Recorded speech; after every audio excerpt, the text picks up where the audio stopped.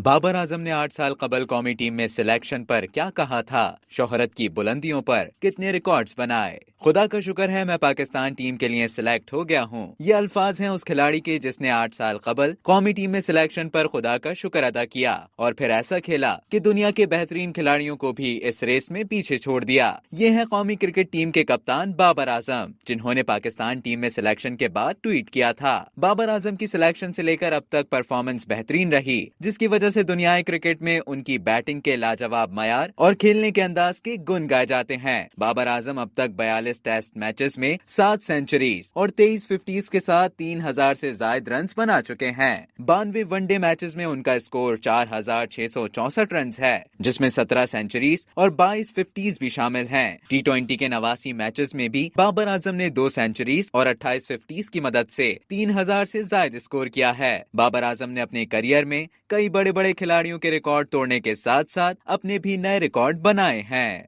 अब तक के लिए इतना ही। मजीद इसी तरह की मालूमात हासिल करने के लिए डेली जंग के YouTube चैनल को सब्सक्राइब करें।